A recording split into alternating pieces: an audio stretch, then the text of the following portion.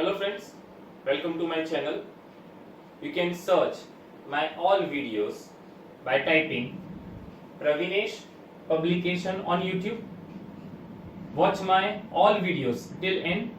If you like the videos, then please press the yellow button you can see in the corner and subscribe my channel. Press the bell icon so you will get all the updates. Today I will explain Standard 10 Biology Chapter 6 Part 2. In last Part 1 I explained about autotrophic nutrition and photosynthesis in detail. Now today we start with the factors responsible for photosynthesis. Friends, in textbook there are few activities given, that is activity 6.1. So you need to understand this activity clearly and read from the textbook. Most important for this activity is the starch test, and that is called iodine test. Friends, we know that plants prepare their own food and store in the form of starch. Humans store food in the form of fat. Now, iodine test. Iodine give purple blue color with the starch. Friends, we know that the plant leaf they contain chlorophyll, and with the help of sunlight and water and carbon dioxide they make their intermediate food called carbohydrate, and they store in the form of starch. When this starch react with the iodine, it will give purple blue color. You can see on your screen the diagram of leaf. The first leaf is of the normal leaf, that is without the iodine taste, and the second leaf is with the starch taste. Now, which are the steps of starch test? First, we put variegated plant in dark for 3 days. Here the word variegated means what? Variegated means the leaf which are in two color, that is yellow and green color. Yellow color part do not contain chlorophyll and the green color part contains chlorophyll. We need to put that plant in dark for 3 days. So whatever the starch it has, it is used up. So now there is no starch. Second, now put the plant in sunlight for 6 hours. We put the plant in sunlight for 6 hours. So new starch is created by the photosynthesis. Next, mark the green area of a leaf. Next, dip the leaf in a boiling water. When we put the leaf in the boiling water, so its cells becomes soft. Next step, dip the leaf in alcohol. When we put leaf in alcohol, so that all the cells are decolorized. So these are the different steps of iodine test. Now, first of all, factors responsible for photosynthesis, that is chlorophyll. Now I'll read from the textbook. Just focus in your textbook. You can see the screen in activity 6.1. Here figure 6.2 is given. The first A is a normal leaf and second B is after starch test. Activity 6.1. Take a potted plant with the variegated leaves, for example money plant or croutons. Keep the plant in dark room for 3 days so that all the starch gets used up. Now keep the plant in sunlight for about 6 hours. Pluck a leaf from the plant. Mark the green areas in it and press them on a sheet of paper. Dip the leaf in boiling water for a few minutes. Friends, here we dip the leaf in boiling water for a few minutes so that its cells will become soft. After this, immerse it in a beaker containing alcohol. Why we dip in alcohol? So all the cells of that leaf decolorize. Carefully place the above leaf in a water bath and heat till the alcohol begins to boil. Why we put in a water bath? Because if we heat alcohol directly, so it will burn and that can damage the cell. What happens to the color of the leaf? What is the color of the solution? Here the leaf will become decolorized and solution will become green. Now dip the leaf in a dilute solution of iodine for a few minutes. Friends, when you dip the leaf in the iodine solution, so some part will become purple blue. Here the part will become purple blue is containing chlorophyll. Take out the leaf and raise off the iodine solution. Observe the color of the leaf and compare this with the pressing of the leaf done in the beginning. What can you conclude about the presence of starch in various areas of the leaf? Friends, again you can see on the screen the green part only converted into blue. So we can conclude that the part which contains starch becomes purple blue color. So we conclude that the chlorophyll is essential for the photosynthesis. Now on your screen you can see the main part of a leaf, that is stomata. Friends, we got information about stomata in 9th standard. What is stomata? This is important for the gaseous exchange and transpiration. Now from textbook, now let us study how the plant obtains carbon dioxide. In class 9, we had talked about stomata, that is in given figure 6.3, which are tiny pores present on the surface of the leaves. Massive amount of gaseous exchange takes place in the leaves through these pores for the purpose of photosynthesis. But it is important to note here that exchange of gases occurs across the surface of stems, roots and leaves as well. Since large amount of water can also be lost through the stomata, the plant closes these pores when it does not need carbon dioxide for photosynthesis. The opening and closing of the pore is a function of the guard cells. The guard cells swell when water flows into them, causing the stomatal pore to open. Similarly, the pore closes if the guard cells shrink. Now on your screen, again the figure 6.3, that is a stomatal pore. Figure A shows open stomata and figure B shows closed stomatal pore. You can see in the diagram there are guard cells, stomatal pore and chloroplast. Friends, here the guard cells regulate the opening and closing of the stomatal pore. You can see around the epidermal cell how stomatal pore opens and closes. When epidermal cell takes up water so that the guard cell shrink and the stomatal pore closes. That is, you can see in figure B. Again, when there is a need of any gases or for transpiration, the epidermal cells release the water and guard cells swell up so that the stomatal pore open. That you can see in diagram A. Friends, so now what are the functions of stomatal pore? Two functions of stomatal pore. First, transpiration of gases, that is carbon dioxide and oxygen. Plants takes up carbon dioxide and gives out oxygen with the help of this stomatal pore. And second, transpiration of water. Now next is activity 6.2 for the carbon dioxide. Now activity 6.2 from the textbook. Take two healthy potted plants which are nearly the same size. Keep them in a dark room for 3 days. Why we need to keep them in a dark room? So that all the starch gets used up. Now place each plant on separate glass plates. Place a watch glass containing potassium hydroxide by the side of one of the plants. Friends, you can see in the diagram A, figure 6.4 diagram A, there is a watch glass containing potassium hydroxide. What is the function of potassium hydroxide? Friends, on the board, potassium hydroxide is KOH. Its molecular formula is KOH. What is the function of potassium hydroxide? It absorbs carbon dioxide from the atmosphere. So here in bell jar, we get potassium hydroxide. It is KOH. So in jar A, it absorbs all the carbon dioxide. So there is no carbon dioxide in jar A. The potassium hydroxide is used to absorb carbon dioxide. Cover both plants with the separate bell jars as shown in figure 6.4. Use Vaseline to seal the bottom of the jars to the glass plates so that the setup is airtight.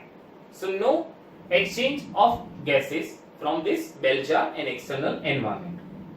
Keep the plant in sunlight for about 2 hours. So due to photosynthesis process, new starch is developed. Pluck a leaf from each plant and check for the presence of starch as in the above activity, that is in activity 6.1. What can you conclude from this activity? Friends, here we have taken leaf from jar A and jar B. In jar A, it will not show any iodine taste, that is no positive iodine taste, but in jar B, positive iodine taste, color changes to purple blue. So we can say that jar B gives a iodine taste. Why not A? Because there is no carbon dioxide, so no photosynthesis occurs. So we can conclude from this activity that carbon dioxide is important for the photosynthesis. Same as for sunlight. Friends, the same activity you can perform for the sunlight. Put the plant in dark room. Then after 3 days, you check for the iodine taste. You will get the negative iodine taste, that means no blue color is created, that means no starch is created in that plant. So we can conclude from all these 3 activities that chlorophyll, carbon dioxide and sunlight is important for the photosynthesis. Now friends, topic 6.2.2, that is heterotrophic nutrition. We understood autotrophic nutrition. What is autotrophic nutrition? Plants, they can make their own food with the help of process known as photosynthesis. What is heterotrophic nutrition? Heterotrophic nutrition cannot make their own food because they don't have chlorophyll. So for the food they have to depending on others like plants, other animals, etc. Classification of heterotrophic nutrition. There are 3 types of heterotrophic nutrition, that is holozoic, saprophytic and parasitic. Now look at holozoic. Holozoic, there are 3 subparts. One is herbivorous. Herbivorous means what? They eat green plants like grass. Example are cow and deer. Second is carnivorous. Carnivorous means what? They depending on the herbivorous animals. Example are lion and tiger. We know that lion, tiger, they hunt cow and deer for their food. Next is omnivorous. Omnivorous means what? For example, humans, they are depending on herbivorous and carnivorous both. We humans eat veg food like plant products as well as non-veg food like other animals. So this is holozoic. What is the meaning of holozoic again? We intake whole food and digest inside our body. So that is holozoic nutrition in that 3 part: herbivorous, carnivorous and omnivorous. Next is saprophytic. What is saprophytic nutrition? They are depend on dead and decaying plants. Example fungi, vultures. Friends, this is important part of our environment. If any animal dies in our society, so municipal corporation people, they come and they take this dead animal and they throw into any dump yard. Into dump yard there are vultures. They eat these dead animals so that germs cannot spread from these dead animals to any other living organism. Friends, if there are no fungi and vultures in the environment, in our ecosystem, so accumulation of this dead plant or animals increases and they spread germs. So these are important part of our environment. Last is parasitic. Parasitic means what? They lives in the host body, that is in any other living organism. Example are fleas, lice and tapeworms. So this is the heterotrophic nutrition and its parts. Now from textbook, topic 6.2.2, heterotrophic nutrition. Each organism is adapted to its environment. The form of nutrition differs depending on the type of availability of food material as well as how it is obtained by the organism. For example, whether the food source is stationary such as grass or mobile such as deer would allow for difference in how the food is accessed and what is the nutritive apparatus used by a cow and a lion. There is a range of strategies by which the food is taken in and used by the organism. Some organisms break down the food material outside the body and then absorb it. Examples are fungi like bread molds, yeast and mushrooms. Others take in whole material and break it down inside their bodies. What can be taken in and broken down depends on the body design and functioning. Some other organisms derive nutrition from plants or animals without killing them. These parasitic nutritive strategies used by a wide variety of organisms like Cascata, that is emberwill, orchids, ticks, lice, lichens and tapeworms. Now 6.2.3, how do organisms obtain their nutrition? Here friends, we discussed topic 6.2.3, that is how do organisms obtain their nutrition. That is first in amoeba, that is a simple organism, that is unicellular organisms, and then after nutrition in human beings, that is human digestive system, that is multicellular and complex organism. Here in amoeba there are 5 different stages for the nutrition. First is ingestion, second one is digestion, third one is absorption, fourth one is the assimilation, and fifth one is adhesion. First one is ingestion. What is the meaning of ingestion? Intake of food. Friends, different organisms, they intake food differently. For example, we have our hands. With the hands we grab the food and then put it in our mouth. Some simple organisms like amoeba, they have a pseudopodia, that is false feet. They capture the prey and intake the food. So intake of food is known as ingestion. Second, digestion. Digestion means what? The intake food is digested in their body, that is called a digestion. Third step is absorption of food, that means they absorb the food. Whatever the food is digested, now the cell will absorb it. Fourth is assimilation. We humans digest our food in our small intestine. From small intestine, it has to transfer the different cells of the body, our brain, our heart cell, our leg cell, our muscle cells, they all need energy. So they all need the digested food. So this is process called assimilation. Via this, the digested food will reach to each and every cell of the body. Fifth is adhesion. Adhesion means what? Whatever the food we intake in our cell, so that the carbon dioxide is created and undigested food is also created in small intestine. This creates the toxic and poisonous substance in the body. If these are accumulated in the body, that has to be removed from the body. So that process is known as adhesion. So these are the 5 parts of nutrition in organism: ingestion, digestion, absorption, assimilation, and adhesion in order.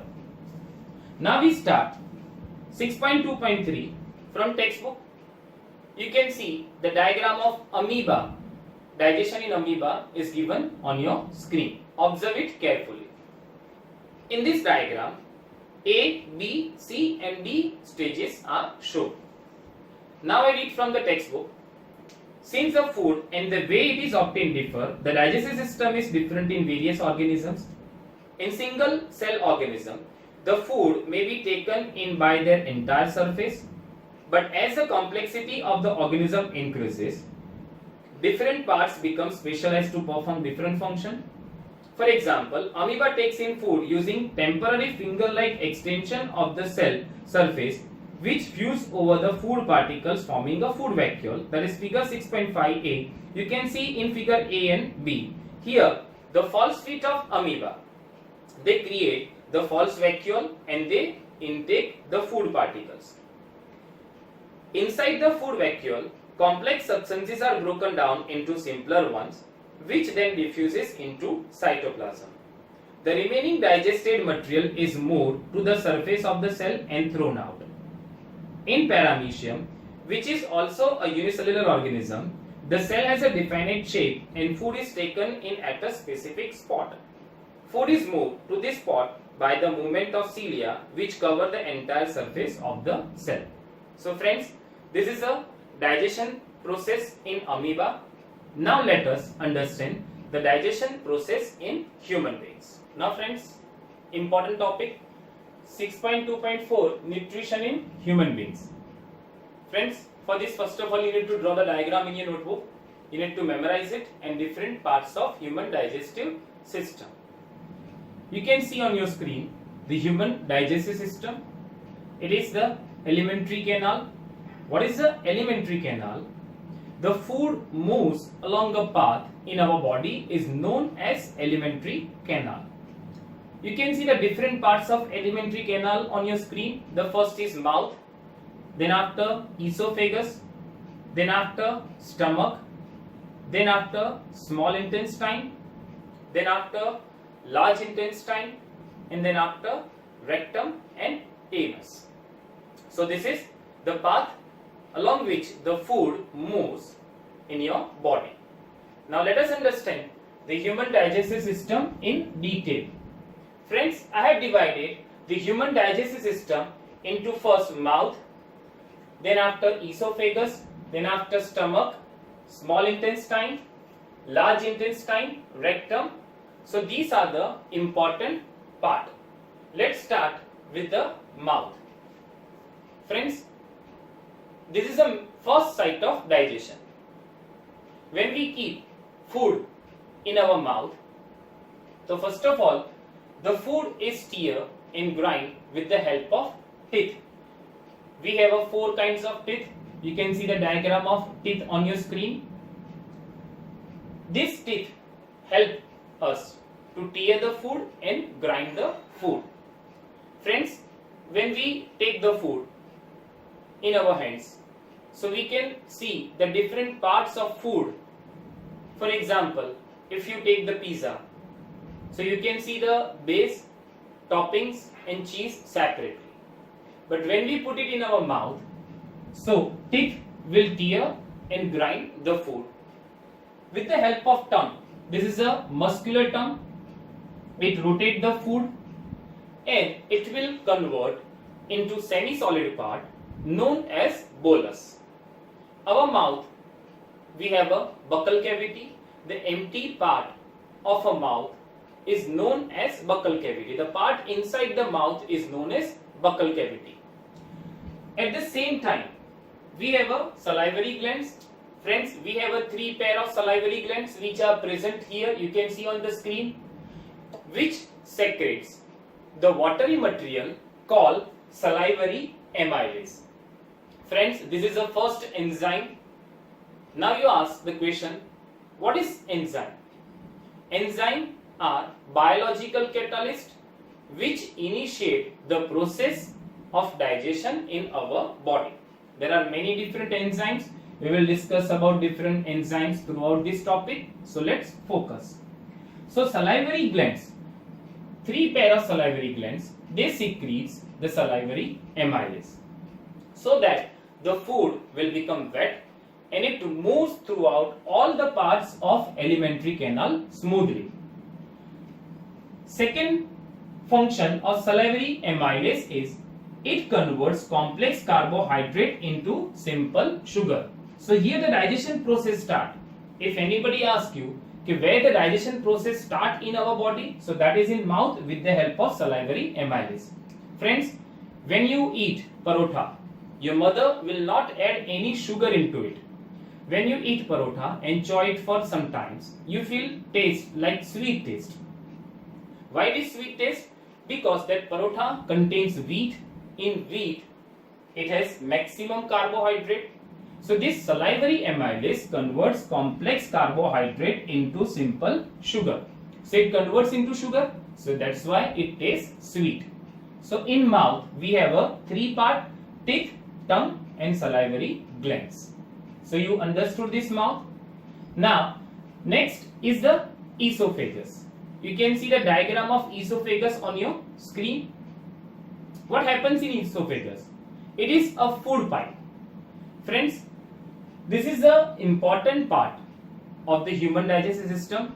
From mouth, food will enter into the stomach with the help of esophagus. Friends, we have a two pipe in our body. One is a food pipe and second one is a windpipe. Whenever we eat food, we swallow the food. So, a special component called epiglottis, you can see on the diagram. Epiglottis prevents the food entering into the windpipe. If it enters into the windpipe, so it chokes up our lungs and that is very fatal. So epiglottis prevents the food entering into the windpipe.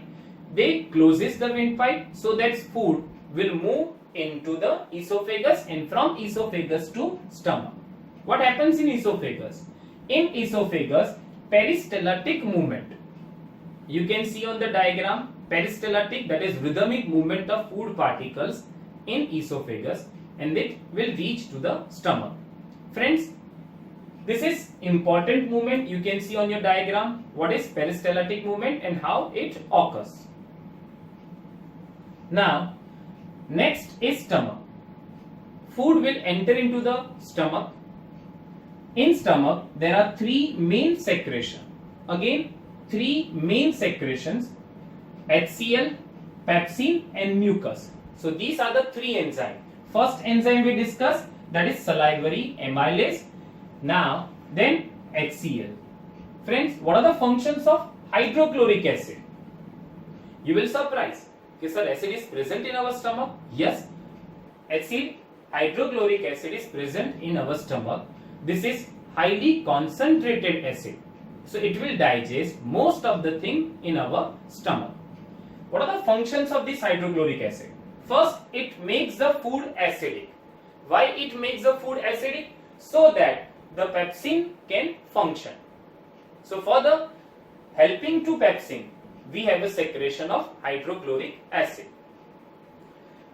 So it makes the food acidic. Second function, it kills bacteria. Friends, bacteria are universal when we eat food.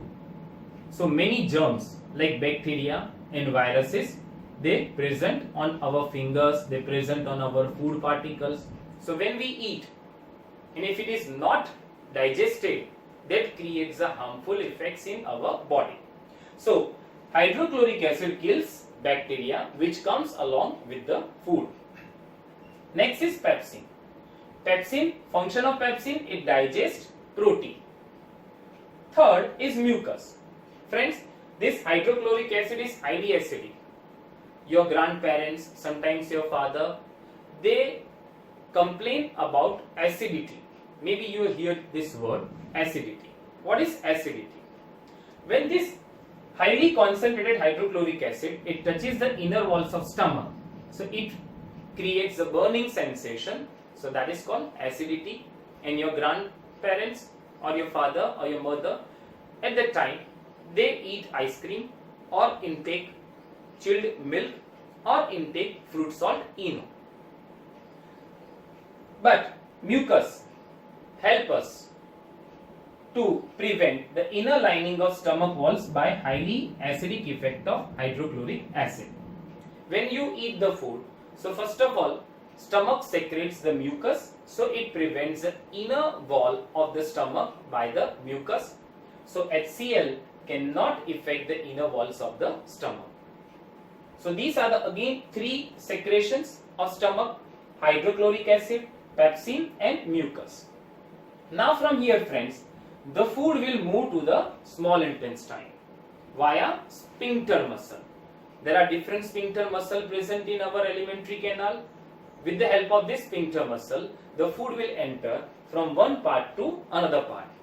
Main function of sphincter muscle, they prevent the backward or backflow movement of the food particles. When the food particles enter from esophagus to stomach, it will cannot go back to the esophagus.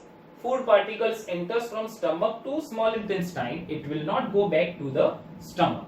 So these are the main function of sphincter muscle. Now food will enter into the small intestine. Friends, this is the main site of digestion in our body. The main digestion of carbohydrate, proteins and fats takes place in the small intestine.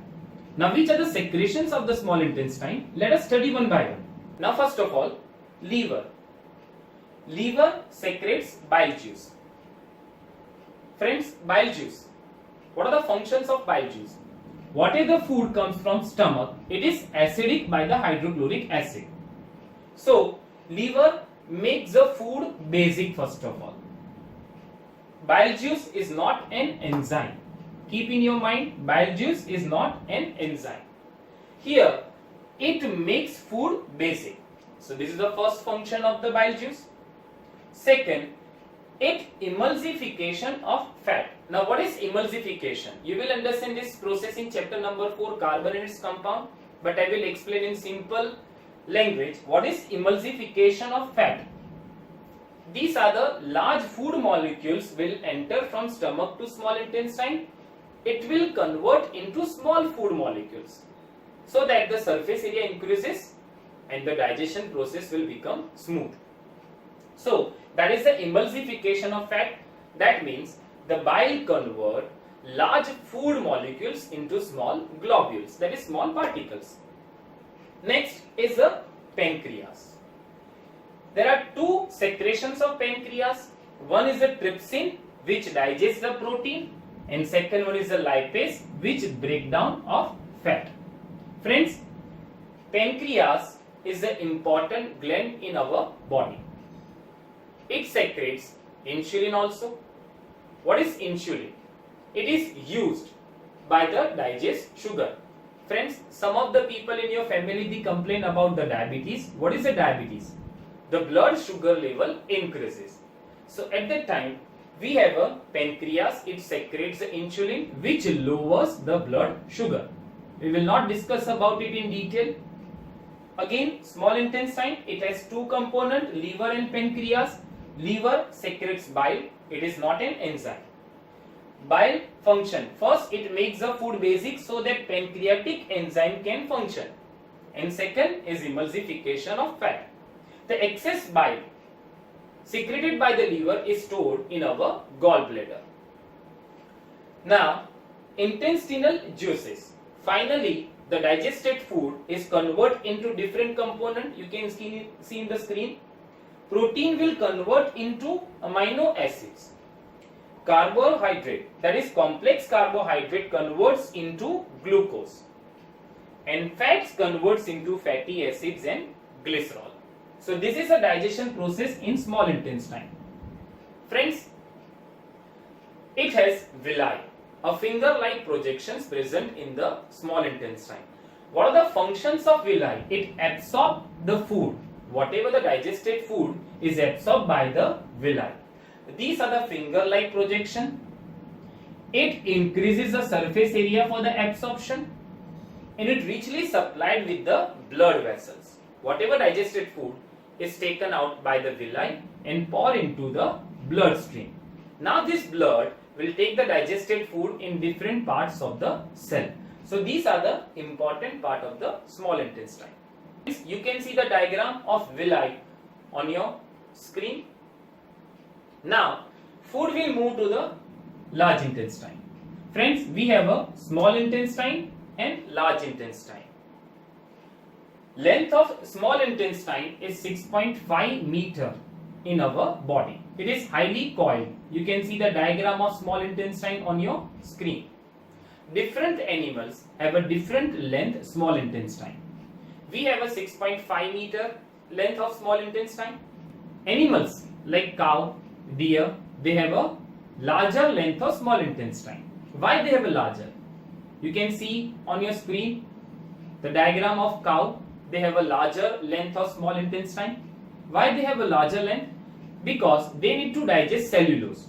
So for the digestion of cellulose, they need longer small intestine. But we cannot digest cellulose. We cannot digest the cellulose again. So that's why the length of small intestine in human body is less. Large intestine. Again, it has more villi which absorb water, via osmoregulation process. Now you will ask, friends, what is osmoregulation process? Friends, whenever in our body, if we drink more amount of water, so there is more amount of water is present in our body. So large intestine do not absorb any kind of water from our digested food. But if there is a less amount of water, less amount of salt present in our body, so large intestine reabsorb water and salt from the undigested food. Now from large intestine, the food will move to the rectum. From rectum through anus, it is excreted out by the body via fecal matter. So friends, this is the whole digestive system. Again, this is divided into part: mouth, esophagus, stomach, small intestine, large intestine, rectum and anus. The food moves out by the anus via anal sphincter. Again, we can say that this is the ingestion process. Here the ingestion process takes place. This is the digestion process, absorption process, here assimilation, and here adhesion. Again, ingestion means what? Intake of food. Understood, friends? Ingestion means what? Intake of food in our mouth. Then after it digests, that is in our body. Then after absorption by villi. Then after through blood vessel, it is assimilated to different parts of the body. Adhesion, that is undigested food, will move out through the body. So this is the whole human digestion system. Friends, now read from the textbook. If you have any query, then you can ask me on my WhatsApp number, that is 9016487991. I hope you understood human digestive system. Please press the yellow button if you like this channel. Thank you.